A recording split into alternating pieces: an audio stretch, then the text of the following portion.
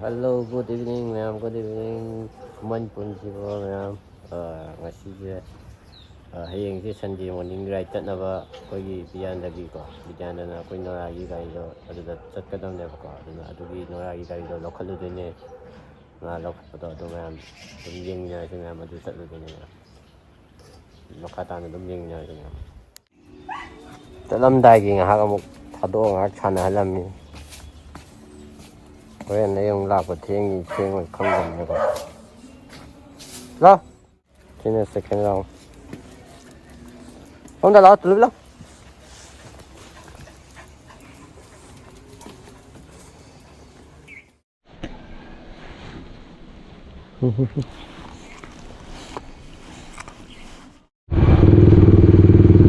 Hello ꯃꯌꯥꯝ ꯑꯩ ꯍꯧꯖꯤꯛ ꯆꯠꯀꯦ ꯇꯧꯔꯝꯕꯗꯣ ꯑꯗꯨꯗꯣ ꯑꯩ ꯆꯠꯇ꯭ꯔꯦꯕꯀꯣ ꯑꯩꯁꯦ ꯍꯧꯖꯤꯛ ꯍꯌꯦꯡ ꯂꯣꯝꯗ ꯑꯣꯏꯅ ꯆꯠꯇꯣꯔꯦ ꯍꯧꯖꯤꯛ ꯆꯠꯇꯣꯔꯦ ꯂꯩ ꯍꯥꯏ ꯑꯗꯨꯅ ꯑꯗꯨꯗ ꯑꯣꯏꯅ ꯆꯠꯂꯅꯦꯕꯀꯣ ꯃꯌꯥꯝ ꯑꯗꯨꯗ ꯑꯣꯏꯅ ꯑꯗꯨ ꯂꯝꯕꯤꯗꯣ ꯌꯦꯡꯃꯤꯟꯅꯔꯁꯦ ꯃꯌꯥꯝ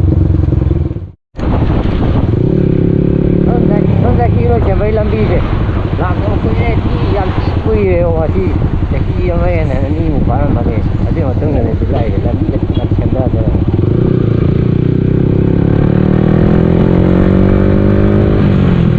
ꯅꯨꯡꯁꯤꯠꯁꯦ ꯌꯥꯝ ꯁꯤꯠꯂꯦꯀꯣ ꯑꯗꯨꯅ ꯀꯩꯅꯣꯁꯦ ꯅꯨꯡꯁꯤꯠ ꯃꯈꯣꯟ ꯌꯥꯝ ꯊꯣꯛꯑꯝꯗꯧ ꯃꯥꯜꯂꯦ ꯅꯨꯡꯗꯥꯡ ꯇꯥꯔꯒꯗꯤ ꯑꯃꯨꯛ ꯐꯩꯌꯦꯕ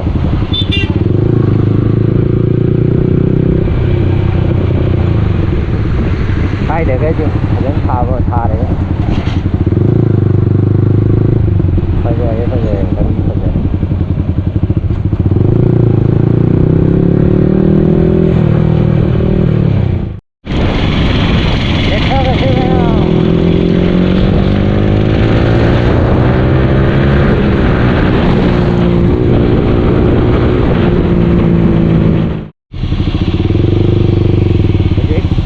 ꯌꯥꯝ ꯐꯈꯤꯕꯗꯣ ꯑꯗꯨꯗꯣ ꯍꯧꯖꯤꯛ ꯅꯥꯀꯟ ꯑꯃꯗꯁꯨ ꯀꯟꯅ ꯁꯦꯝꯃꯤꯌꯦ ꯍꯥꯏꯗꯤ ꯅꯥꯀꯟ ꯑꯃ ꯖꯒꯥ ꯑꯇꯣꯞꯄ ꯖꯒꯥ ꯍꯥꯏꯇꯥꯔꯦ ꯃꯥꯒꯤ ꯄꯔꯦꯡ ꯍꯥꯏꯇꯥꯔꯦ ꯌꯥꯝ ꯀꯟꯅ ꯁꯦꯝꯃꯤ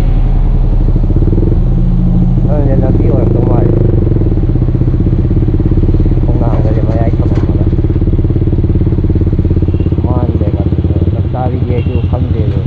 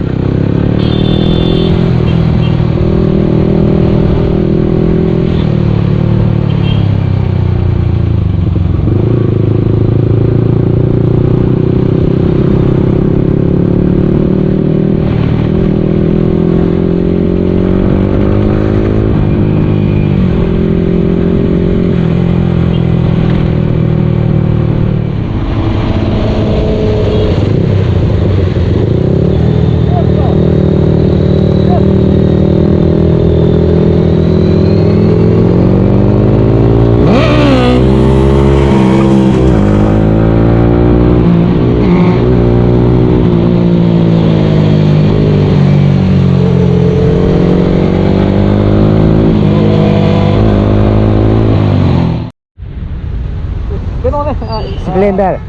Splendor ah. Mato ko ba? Ito ah.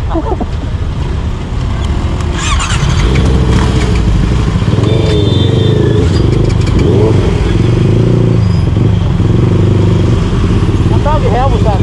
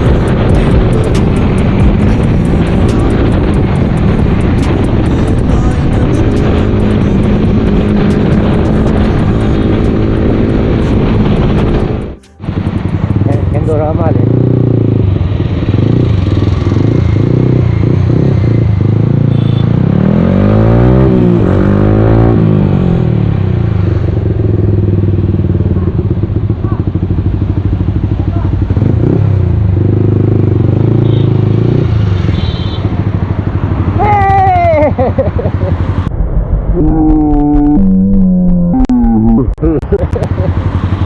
mo yan, sinay ko.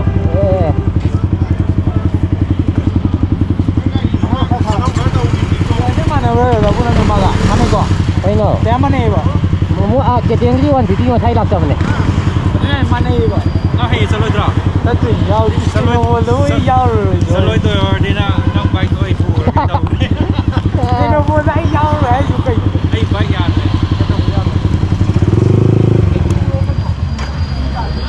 Sila ijiti. Yo so mai thôi đi. Sila ijiti. Sila cái này. Dale. Sigi di lau re ama si tau kora. Wah, di baik. Lihat. Ya. Jangan kata-kata mana. Kalau kau ye awal tu diketin ni kita. Ada mungkin ni ada dalam kita.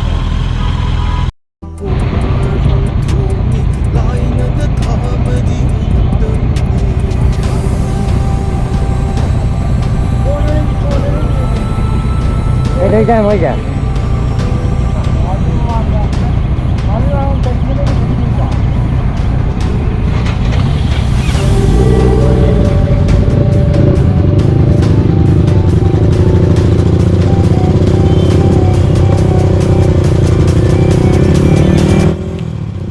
Mayam ngasigi matang sida loisallage ko sida mathang part 2 oina ngai thawagi do part 2 da mayam ngai biro mayam sidi ngasigi di matang sida loisanjarage mayam yai fare